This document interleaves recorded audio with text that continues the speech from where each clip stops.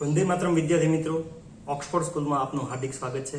આપણે last time છે જે આર્ટિકલ્સ વિશે પરિચય મેળવ્યો હતો.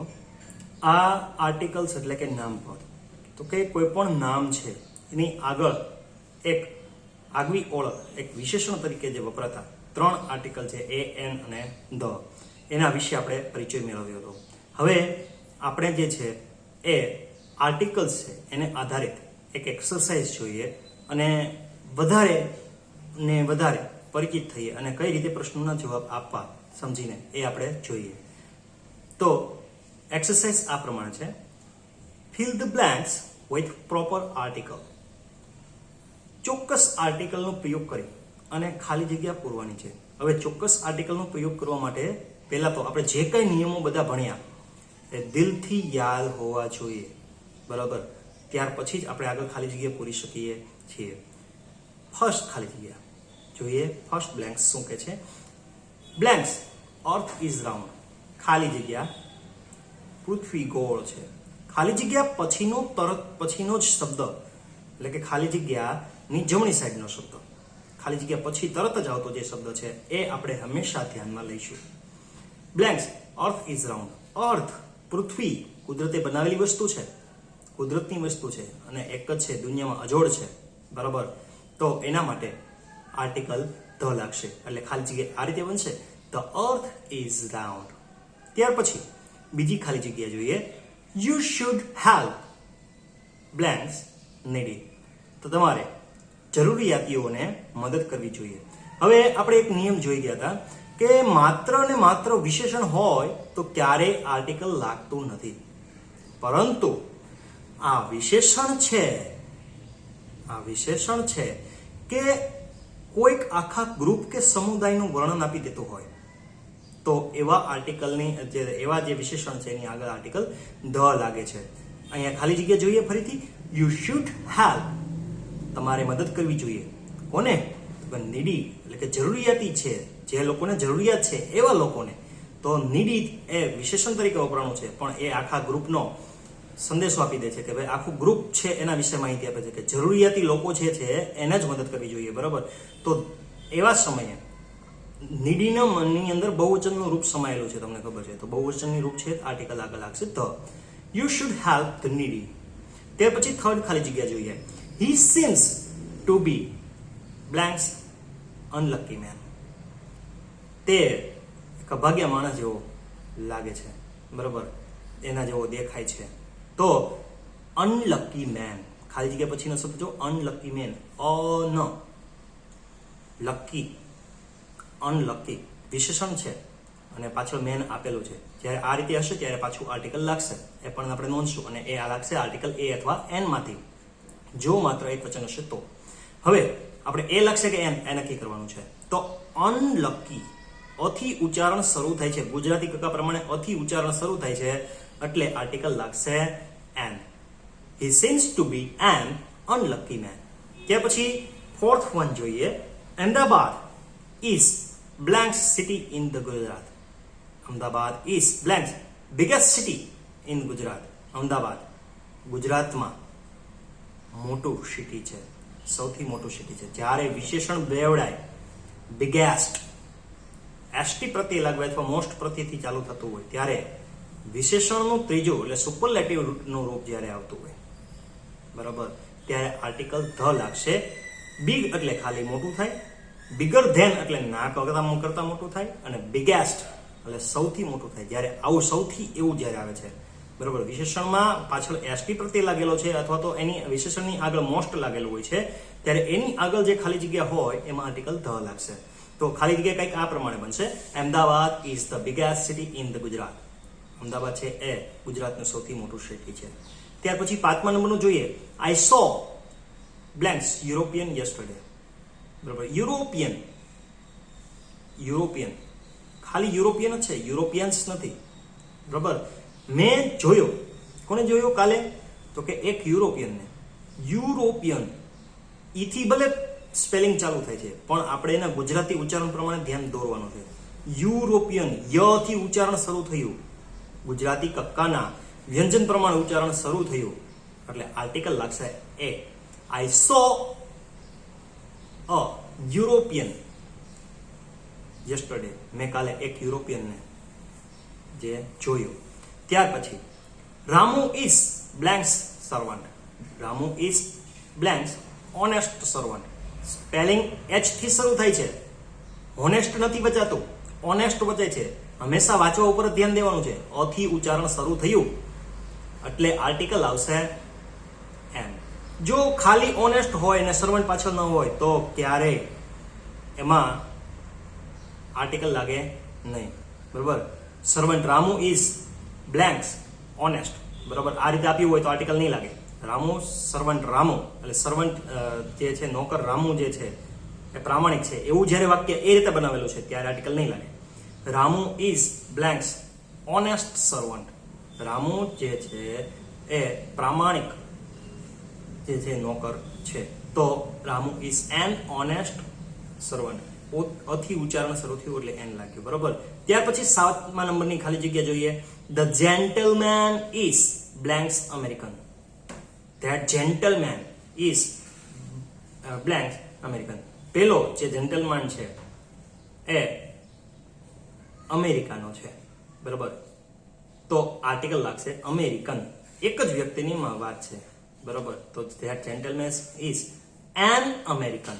અથી ઉચ્ચારણ શરૂ થયું અમેરિકન. અથી ઉચ્ચારણ શરૂ થયું ખાલી જગ્યા પછીના શબ્દમાં એટલે આર્ટિકલ લાગશે an. That gentleman is an American.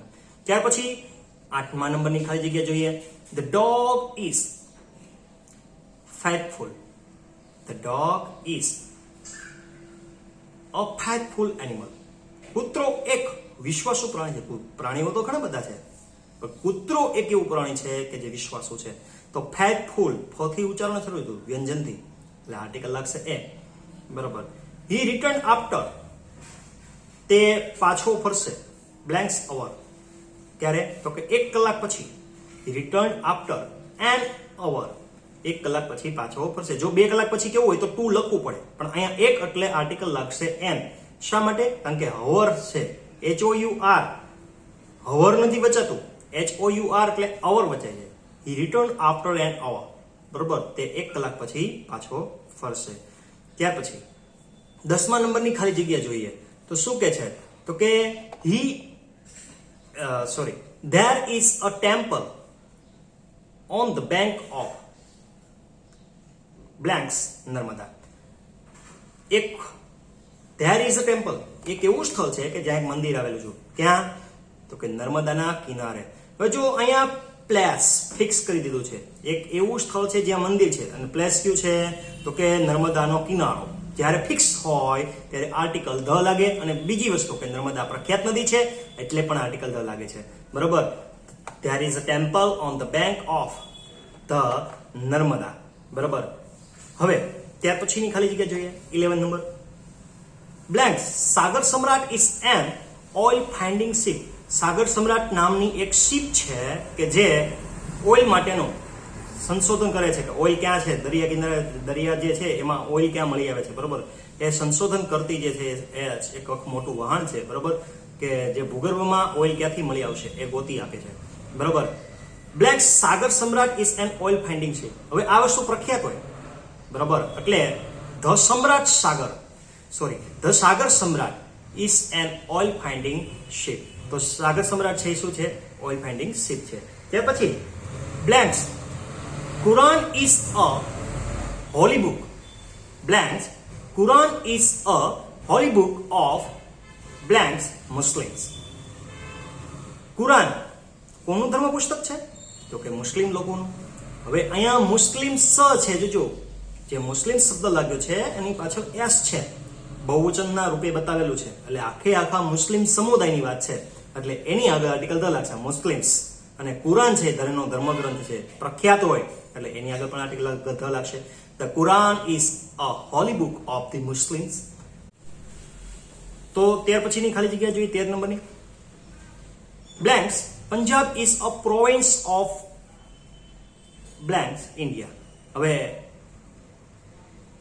ઇન્ડિયાનો Punjab છે એક પ્રાંત છે, એક ભાગ છે, વિભાગ છે એવું આપણે કહીએ. પ્રોવિન્સ બરોબર એક વિભાગ. પંજાબ એક ઇન્ડિયાનો ભાગ છે. બરોબર.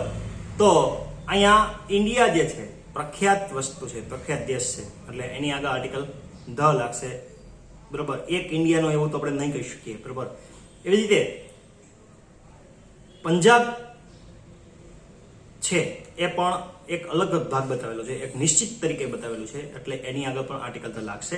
The Punjab is a province of the India. Punjab છે હવે એક ઇન્ડિયાનો એક ભાગ છે. ત્યાર પછી 14મા નંબરની ખાલી જગ્યા જોઈએ. Blanks worker formed blanks union, બરાબર. હવે વર્કર્સ એટલે કામ કરનારાઓ છે, એણે એક યુનિયન, એક સંગઠન બનાવ્યું, બરાબર. ફોર્મ્ડ એટલે બનાવવું, સંગઠન જે ટૂંકમાં ગ્રુપ બનાવે એ પ્રકારે, બરાબર.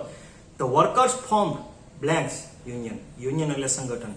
યુનિયન એક સંગઠન બનાવ્યું એવું આપણે કેવું છે, એક કરતા વધારે સંગઠન તો બનશે જ નહીં, બરાબર. વર્કર્સ એ એનું એક સંગઠન છે, બરાબર, બનાવશે.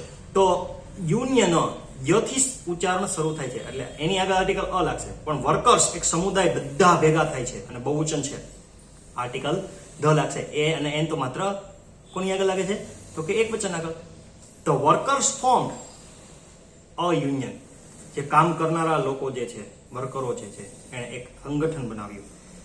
ત્યાર પછી 15મા નંબરની ખાલી જગ્યા જોઈએ. Blanks pen on the table is mine. જો ટેબલ પર પડેલી પેન મારી છે એવું આપણે કીધું, તો ટેબલ પર પડેલી પેન મારી છે એવું આપણે જયારે કહી છે તો ટેબલ પણ નિશ્ચિત છે, એના પર પેન પડેલી નિશ્ચિત છે, તો નિશ્ચિત વસ્તુ કરી દીધી આપણે, બરાબર. તો એની આગળ આપણે આર્ટિકલ ધ લગાડી શકીએ અને એફ કે એન પણ લગાડી શકીએ. પણ કેવા કિસ્સામાં તો કે a pen on the table is mine, table પર પડેલી પેન મારી છે પણ પેન એક જ છે, બરાબર. તો આપણે આર્ટિકલ લગાડીશું ધ, બરાબર. ત્યાર પછી 16મા નંબરની જોઈએ ખાલી જગ્યા. હવે 16મા નંબરની ખાલી જગ્યા શું કહે છે? Blanks Narmada is always full of water. Narmada જે છે એ પૂરેપૂરી પાણીથી ભરેલી હોય છે. તો આ સમયે જો નર્મદા પ્રખ્યાત નદી છે, તો Narmada is always full of water. Narmada છે એ પૂરેપૂરી પાણીથી હંમેશા ભરેલી હોય છે. ત્યાર પછી 17મા નંબરની જોઈએ. ડોન્ટ યુ નો ધેટ, તમે જાણતા નથી કે union is strength. Blanks union is strength, બરાબર.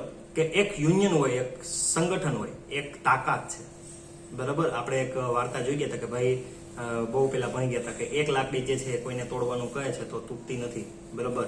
બે આપે છે તો સોરી એક લાકડી આપે છે તો આસાનીથી તૂટી જાય છે, બે લાકડી આપે છે તો પણ તૂટી જાય છે, પણ એક કરતા જ્યારે વધારે લાકડી એને આપી દેવામાં આવે છે તો એક બળ વધારે આપવું પડે છે ને એ બળ આપણે પાસેથી આપી શકતા નથી, કારણ કે એ સમયે લાકડીનું બળ જે છે એ વધી જતું હોય છે. તો અહીંયા જો don't you know that a union is a strength. એક સંગઠન હોય ને એ પૂરેપૂરું તાકાતવાળું હોય, બરોબર. તો ત્યાર પછી 18મા નંબરની જોઈએ. Can scientist make blanks artificial sun. શું સાયન્ટિસ્ટ છે એક આર્ટિફિશિયલ સૂર્ય બનાવી શકે છે? તો એન આર્ટિફિશિયલ એક સૂર્ય બનાવી શકે છે, બરાબર. એવું પ્રશ્ન તરીકે આપણે પૂછ્યું છે. તો આ રીતે આર્ટિકલ એ એન ની ખાલી જગ્યામાં આપણે જોયું. ત્યાર પછી 19 નંબરની જોઈએ. It is blanks sided view. It is blanks one sided view. તે જે વ્યૂની વાત કરે છે એ એક જ તરફનું વ્યૂ છે, બરાબર. એક જ તરફનું વ્યૂ. કોઈ પણ વસ્તુ છે એની એક સાઈડની વાત કરીએ છીએ ત્યારે એને વન સાઇડેડ વ્યૂ કહેવાય, બરાબર. દાખલા તરીકે મારી પાસે પુસ્તક છે, એનો હું આગળનો જ ભાગ જોઈતો હોય તો એ વન સાઇડેડ વ્યૂ કહેવાય. It is blanks one sided view. હવે અહીંયા આર્ટિકલ એ કે એન તો લાગશે નહીં. શું કામ? કારણ કે જો વન સાઇડેડ વ્યૂ થી ખાલી જગ્યા ચાલુ થાય છે, વન થી જ ખાલી જગ્યા ચાલુ થાય. હવે એન નો મતલબ ક્યારેક ક્યારેક એક પણ નીકળે તો બબે વાર એક એક થઈ શકે નહીં. અને અહીંયા ઇટ ઇઝ આંગળી ચીંધીને કહે કે તે જે તમે જોવો છો, બરોબર, એ શું છે? વન સાઇડેડ વ્યૂ છે, એટલે ફિક્સ કરી દીધું છે. તો it is the one sided view. તો તમે જે જોવો છો એક જ તરફનો વ્યૂ છે, એક જ તરફની બાજુ તમે જોવો છો. ત્યાર પછી 20 નંબરનું જોઈએ. which is blanks river of the India. river of India. which is blanks longest river of India. ભારતની લાંબામાં લાંબી સૌથી લાંબી નદી કઈ છે? જો લોંગેસ્ટ મેં ફરીવાર કીધું વિશેષણની પાછળ એસટી પ્રત્યય આવે તો આર્ટિકલ લાગશે the. Which is the longest river of India, બરાબર. તો ભારતની સૌથી લાંબી નદી કઈ છે? ત્યાર પછી જોઈએ 21 નંબરનું blanks ceiling of this room, blanks ceiling of this room is very high, બરાબર. આ રૂમની સીલિંગ છે ખૂબ જ ઊંચી છે. આ રૂમમાં તમે આવી ગયા છો એ જ રૂમની વાત થાય છે એટલે આર્ટિકલ લાગશે the ceiling of this room is very high. આ રૂમની સીલિંગ ઊંચી છે. ત્યાર પછી 22મા નંબરની ખાલી જગ્યા જોઈએ. I travel by ST bus, બરાબર. I travel by ST bus, હું એસટી બસ થી મુસાફરી કરું છું, બરાબર. હવે એસટી બસ ફિક્સ કહી દીધી, પણ એસટી બસ તો રોજ અલગ અલગ બદલતી હોય ને, બરાબર. કોઈ પણ એક રૂટની તો હશે ને.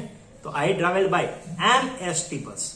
એન શામાં લાગ્યું? તો કે એસ, અ થી ઉચ્ચારણ શરૂ થયું એટલે આર્ટિકલ એન લાગ્યું. ત્યાર પછી જે છે 23 નંબરની ખાલી જગ્યા જોઈએ. આયર્ન લોખંડની વાત કરે છે. ઇઝ યુઝફુલ મેટલ, એક ઉપયોગી ધાતુ છે, બરાબર. યુઝફુલ તો યુઝ યથી જ ઉચ્ચારણ થયું. Iron is an useful metal, લોખંડ એક ઉપયોગી ધાતુ છે. ત્યાર પછી blanks Ganga is sacred river, Ganga જે છે એ પવિત્ર નદી છે. ગંગા પ્રખ્યાત નદી છે, આખા વિશ્વમાં વખણાય. The Ganga is a sacred river. ત્યાર પછી 25મા નંબરનું જોઈએ. Gujarati is blanks easy language to learn, Gujarati ભાષા છે એ શીખવી એકદમ સરળ છે, બરાબર. Gujarati is an easy language, easy ખાલી જગ્યા પછીનો શબ્દ ઇઝી, ઈ થી ઉચ્ચારણ શરૂ થયું, સ્વરથી ઉચ્ચારણ શરૂ થયું, આર્ટિકલ એન લાગશે. Gujarati is an easy language to learn, Gujarati એક શીખવા માટેની એક સરળ ભાષા છે. ત્યાર પછી 26 નંબરનું જોઈએ. How you read blanks Ramayana, તમે રામાયણ વાંચી છે? રામાયણ પ્રખ્યાત ગ્રંથ છે, ખાલી જગ્યા પછી રામાયણ છે, આર્ટિકલ લાગશે ધ.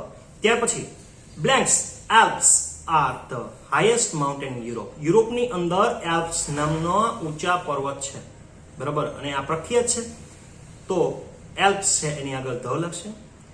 અને હાઈએસ્ટ છે એ વિશેષણ છે અને એ બેવડાયેલું છે, એસટી પ્રત્યય લાગેલો છે.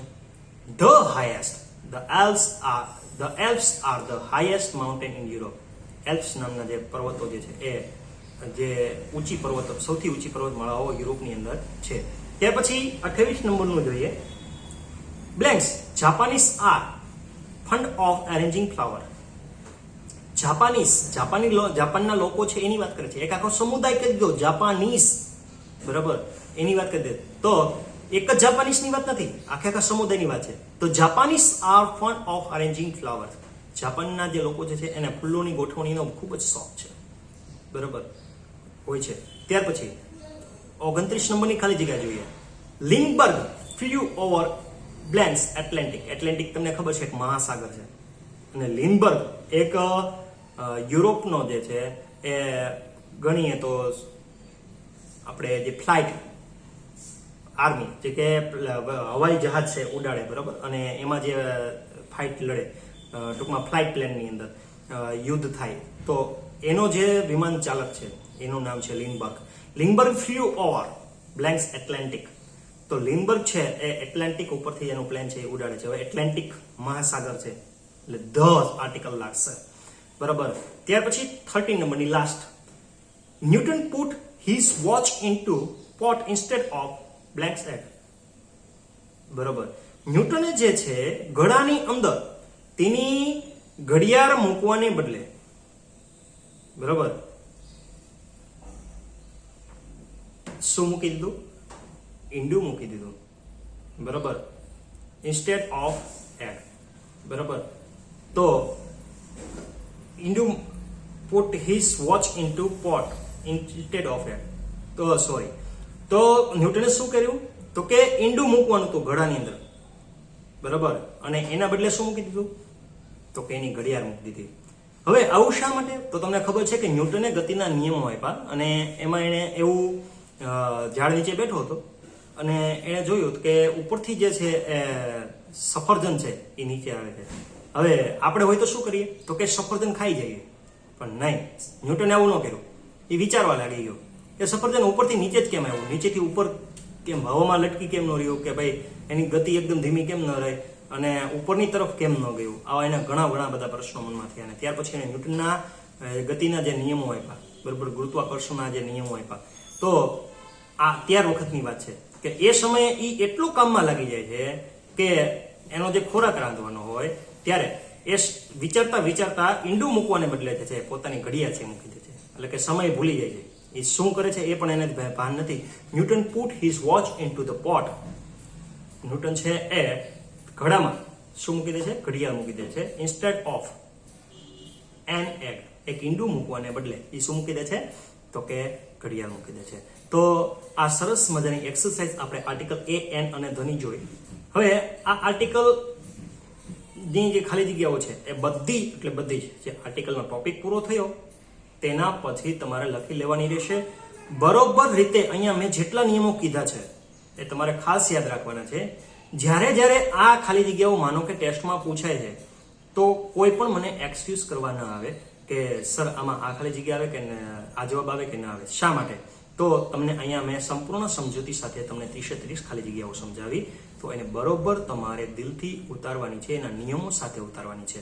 અને આવી બીજી ખાલી જગ્યાઓ જો પરીક્ષામાં પૂછાય તો તમારે એના પર પણ આ રીતે જ ફોકસ કરવાનું રહેશે. અને આર્ટિકલ્સની ખાલી જગ્યા પૂરવા માટે તો ખાસ કરીને તમારે તો એ વિચારવું જોઈશે કે આ જે સ્થિતિ છે કોઈ નિશ્ચિત વસ્તુની છે કે અનિશ્ચિતની. જો આ નક્કી કરતા આવડી જાય અને નિયમો બધા આવડતા હશે તો આર્ટિકલ્સ એકદમ સહેલો ટોપિક છે. તો અહીંયા આપણો આ ટોપિક હતો. હવે નેક્સ્ટ ટાઈમ આપણે ટેક્સ્ટ બુક તરફ જઈશું. આ એક્સરસાઇઝ આપણે પૂરી થઈ છે. પાકી બુકમાં વ્યવસ્થિત રીતે મેં જે પીડીએફ ફાઇલ મોકલી છે એ પ્રમાણે પીડીએફ લખીને લખવાની છે અને ત્યાર પછી આ એક્સરસાઇઝ છે એમાં આપેલી છે. તો એ પ્રમાણે જોવા પણ તમારે સમજી વિચારીને લખી લેવાના રહેશે.